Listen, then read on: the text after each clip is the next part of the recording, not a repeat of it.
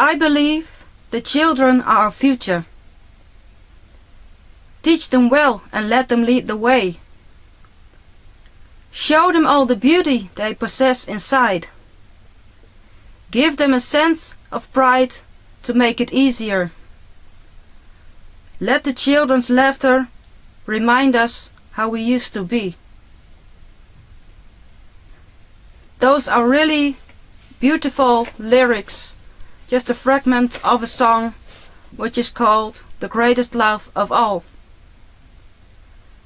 That song, The Greatest Love of All, was originally recorded and released in 1977 already, but then by a singer, George Benson. The song was composed by Michael Messer and Linda Creed. But then, a few years later, in 1985, the song was recorded again and released with the female singer, Whitney Houston. 1985 was also the very first time I heard from Whitney Houston. I never heard of her then before.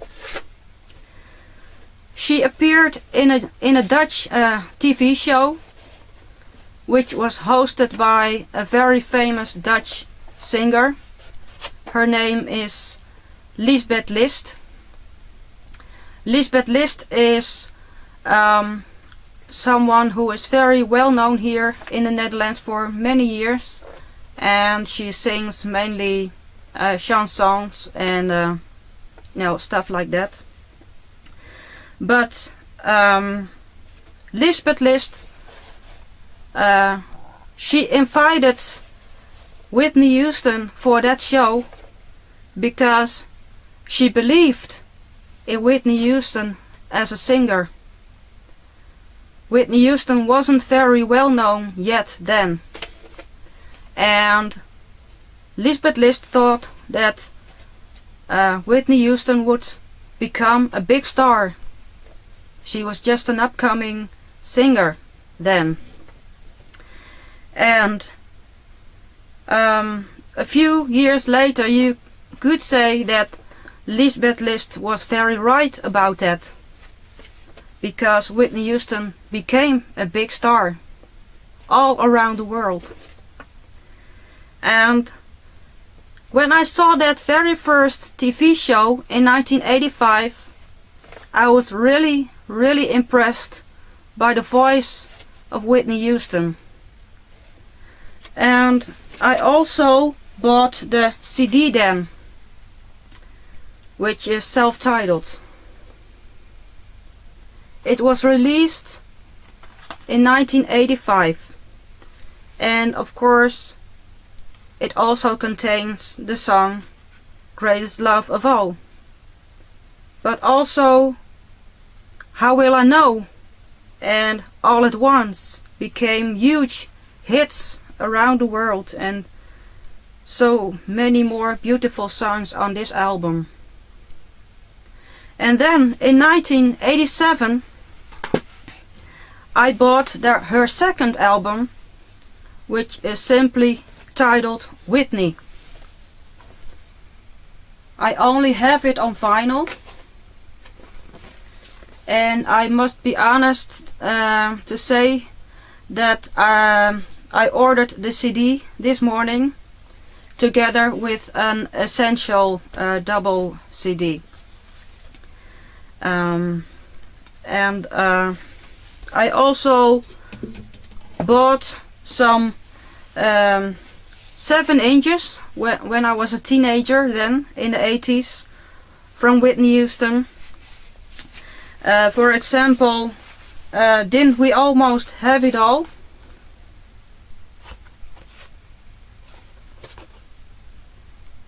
And there's also a duet with Jermaine Jackson on it.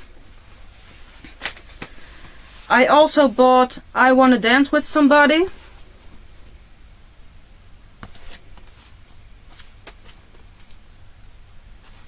And then I also bought One Moment in Time. which didn't appear on an album then yet, because it was actually a song for the Olympics in 1988. And yeah, so Whitney Houston was, you know, you could say basically one of the first singers I was really impressed by. I was a teenager, and you know, I was one of those teenagers who you know, pretended to be Whitney Houston with a hairbrush in front of the mirror, and you know, listening to Whitney Houston, her music, and you know, pretending like you're singing for you know, a whole venue full of people. And those are nice, very nice memories, of course. Whitney Houston was very, very talented. She had a warm, soulful voice, and yeah, of course, then later on, she met her ex-husband, now these days Bobby Brown, and since she met Bobby Brown, you saw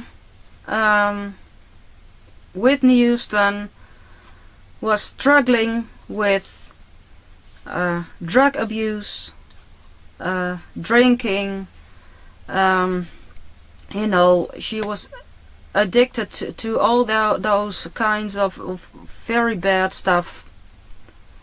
And what's hurting the most is that you saw her, you know, her life became worse, and also her voice became, you know, worse because of the drugs, and that's very sad, you know, when you notice that is happening through the years. And yeah, so I once really admired Whitney Houston, and it's very sad that you know, she really was addicted to drugs the last years of her life. And this morning I watched on Twitter, and the very first news facts I read was "Rest in peace, Whitney Houston." And you see, more often these days you see "Rest in peace," you know, and then with a name from just a famous singer or whatever, you know, and then those are only rumors which are not true. But now, unfortunately, it wasn't a rumor, but it was the bitter truth.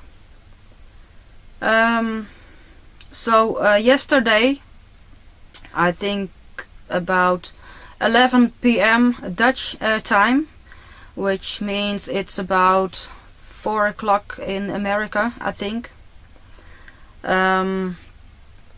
So Whitney Houston was found dead in her hotel room, probably in her bath, and she was drowned, and yeah, and she didn't make it. So, and she was pronounced dead at the age of 48, and that's really, really much too soon to go to the other side, if you know what I mean. And yeah, you know, it's in my mind the whole day, and it's, you know, it's very sad. We lost another great artist, you know, great artist who have the whole world, you know, on their feet, and they're just you know, they just don't make it. They become addicted to drugs, alcohol, and it's such a sad thing to see that happen every time. You know, we lost Amy Winehouse last year. We lost Michael Jackson also. He was addicted to medicine and drugs. And when I was a little girl, also Elvis Presley, you know, he also died from, you know, using too many medicines. And you see it happen every time, and it's very sad. And so now we also lost Whitney Houston. It's a very, very sad day for the music industry today. I know many friends of mine, they started singing because of they saw and hear Whitney Houston once in their childhood. So Whitney Houston is a big inspiration to many of us, and also many music friends, you know. And so yeah, Whitney Houston wasn't just a regular singer or something. She really meant something to the world. And yeah, so it's really sad we lost her. So this is why I wanted to shoot this little tribute video for Whitney Houston. And yeah, we will never forget her. And it's really sad we lost her really too early. Rest in peace, Whitney Houston.